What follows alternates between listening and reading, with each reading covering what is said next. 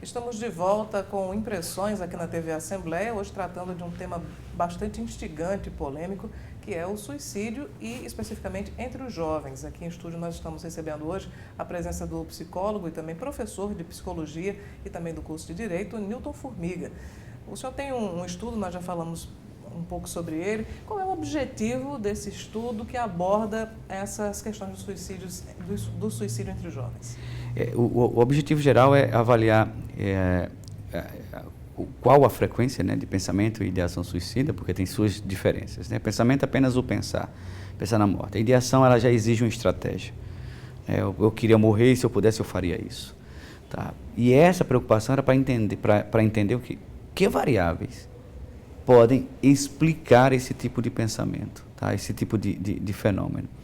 E aí nós trabalhamos variáveis sobre questão de organização e dinâmica familiar, personalidade, variáveis que nós chamamos dentro da psicologia positiva, que seria bem-estar, autoestima, tá? Para tentar entender qual essas questões estariam envolvidas, tanto no que diz respeito ao senso comum, porque eu sempre discuto aos alunos o seguinte: pesquisa se faz do óbvio.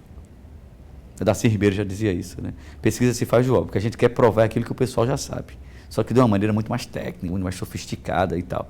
Então, o que é que acontece? A gente discute todo o processo sobre ideação suicida e sobre o relato da literatura é que você tem problemas com autoestima, a sua qualidade de vida está extremamente baixa, não tem uma capacidade não somente de emoções, mas de experiências positivas, você tem uma desorganização personalística, a sua personalidade está fora de um padrão de normalidade, a dinâmica familiar tem um sofrimento, a dinâmica familiar é fracassada, você não tem uma qualidade de afiliação parental, de estar próximo do seu pai ou da sua mãe, você não tem uma dinâmica familiar que preserva a questão do diálogo, do perdão, do amor, do afeto e tal. Então a gente tentou avaliar sobre isso.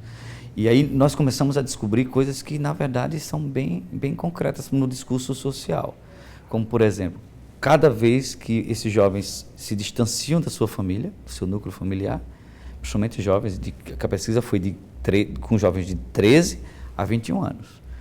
Então, quanto mais jovem, mais distante, são pessoas que tinham uma maior tendência a pensar mais em suicídio. Tá? Principalmente quando eles tinham traços de personalidades que a gente chama de tendência agressiva. Psicotismo, neuroticismo, controladoras, que são explosivas e tal. Jovens que tinham traços de personalidade mais de socialização, de respeito à norma, às regras, são jovens que teriam menos pensamento suicida. E aí eles teriam uma maior identificação com emoções e experiências positivas da vida, que diz respeito à questão da felicidade. Você é feliz? Sou feliz. E é engraçado porque mesmo sendo jovens, eles dizem assim, sou feliz porque eu acredito que a felicidade não é eterna, a felicidade é uma constante. Pô, que legal, bicho, isso você está falando, tal. Por quê? Porque você começa a perceber como essa dinâmica tá próxima à própria relação que ele tem com a aproximação familiar, com a dinâmica familiar. E são jovens que teriam justamente uma autoestima. Jovens com baixa estima eram jovens que tinham uma intensidade muito grande no pensamento suicida. Porque cai nisso que você estava falando agora há pouco. A autoestima é um dos grandes fomentadores, um dos grandes influenciadores para os estados melancólicos, para a depressão. Então, seria possivelmente jovens que estariam entrando nesse estado, ou de uma iniciação depressiva. Então, assim, a pesquisa é para dizer assim, gente, o que nós queremos dizer é que aquilo que vocês já sabem, vocês têm que tomar cuidado, tá? Porque você pode estar com seu filho à beira da porta ali do suicídio e você acha que isso é simplesmente uma fase. E não é. Tá? Eu sempre discuto, os pais devem entrar com uma dinâmica exigente. Essa história de dizer, meu pai não exige de mim, tal, ele tem um diálogo, o pai pode ser amigo, mas antes de tudo ele tem que ser pai. E tem que forçar a barra a conversa. Essa história que diz, o filho tem liberdade quando quer falar, não, se você não forçar, você não vai saber se ele vai poder falar. Eu tenho alguns amigos que tiveram uma educação muito livre. E certo dia a gente estava conversando e ele disse, eu sinto falta de quando meu pai não me exigia. Tu está entendendo? Eu falei, pô, mas você estava querendo liberdade? Eu falei, mas eu sinto falta. Tanto que hoje eu exijo para o meu filho aquilo que não foi. Aí eu fiz, pois é. Então, como é que entra esse sistema? Eu tenho uma perspectiva de senso comum, desculpa, eu vou sair dessa parte científica. Jovem, ele não quer ser livre, ele quer ser controlado. essa suspeita de ser jovem, de assim, eu quero ser livre, quero Ele tomar não quer decisão. ser totalmente controlado, né? Mas talvez ele... Ele busca uma autonomia, que é diferente. Sim. Tá? Mas o controle dele, no sentido de saber o que vai, como que fazer, isso é necessário extremamente de dinâmica familiar. Ele quer ser querido, ele quer ser tido como importante. Cuidado. Ele quer ser cuidado. Ele quer estar aos olhos do pai. Ele quer ter atenção disso aí.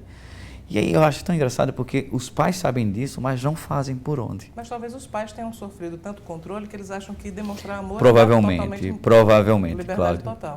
Provavelmente devam ter sofrido isso. Eu não queria passar isso para o meu filho. Aí veja como é que a gente já entra num processo bem mais complexo. Onde é que está o problema? Na interação familiar. Tá? Na interação familiar. Desenvolver aos seus filhos habilidades empáticas, desenvolver aos seus filhos capacidades de autonomia para a busca de felicidade, sem prejudicar o outro.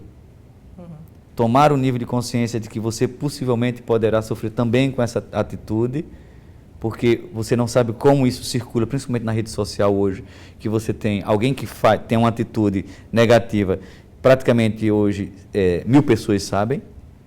Então, a gente tem muito mais risco dessa dinâmica segregada, dessa dinâmica discriminada do que há 10 anos atrás, 20 anos atrás. Eu acho que a pesquisa, ela vai, inclusive, está sendo submetida, já está para ser publicada. Ela quer dizer o seguinte, que existem jovens que teria justamente uma iniciação para uma prática suicida, isso é verdade. Não se pode mais esconder isso. Que tem variáveis e dinâmicas que poderiam contribuir para a melhoria e desenvolvimento desses jovens, isso aí também é verdade e é possível você encontrar nas grandes universidades, você encontrar em grandes centros universitários. Nós temos um programa, juntamente com o Núcleo de Apoio Psicopedagógico da instituição, e que nós recebemos algumas demandas para fazer uma atividade nas escolas. Então, as escolas que têm interesse, você que tem interesse, as escolas que têm interesse, pode simplesmente pegar, como é que a gente pode trabalhar esse processo de intervenção? Vai lá, faz um diagnóstico, faz um trabalho e fazemos um programa de intervenção nas escolas, para poder dinamizar os jovens, para poder fazer com que eles vejam um outro mundo que não seja somente esse mundo dele. Que é a possibilidade da dificuldade hoje, né? Qual o grande problema do ser humano hoje? Não perceber que o mundo não é somente da forma que ele vê. Há uma máxima também, até leiga, muita gente fala sobre isso, que a intenção do suicida, ao cometer o ato, não seria dar cabo da vida, mas dar cabo da dor que ele sente. O que é que o senhor acha dessa frase? Eu concordo, eu acho assim, é uma dor muito grande, é uma dor de solidão, pior do que de solidão, porque ele além de além de sofrer esse impacto que é interno, porque, vejamos, não só tem a perspectiva psicológica internacional, tem também substâncias específicas, físico-químicas, de reações do próprio organismo que não são desenvolvidas, não são estimuladas. E que poderia ser estimulada pela relação interpessoal, pela dinâmica de esporte e tal. E essa dor é maior porque essa dor é a dor do ápice da solidão. Ele tira a própria vida.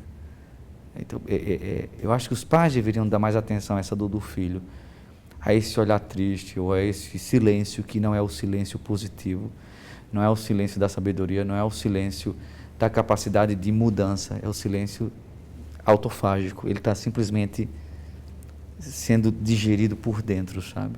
E essa dor é a dor da família, não é a dor dele. Nós falamos muito sobre a importância da família, da escola, das pessoas que estão mais próximas do jovem nesse momento.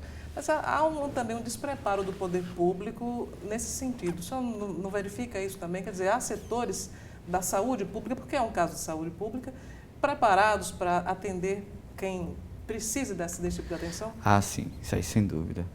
Eu não sei, não tive experiência disso, mas eu duvido muito que quando chega no hospital alguém que tenha uma tendência suicida, eu duvido muito que não tenha atitudes dos profissionais de saúde preconceituosas, discriminatórias.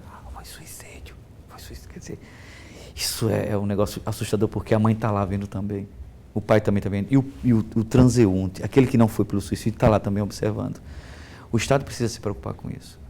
Isso é um fracasso para o Estado porque o ato suicida acontece na faixa produtiva de 15 a 21 anos, onde tem maior dinâmica, maior energia para poder se desenvolver.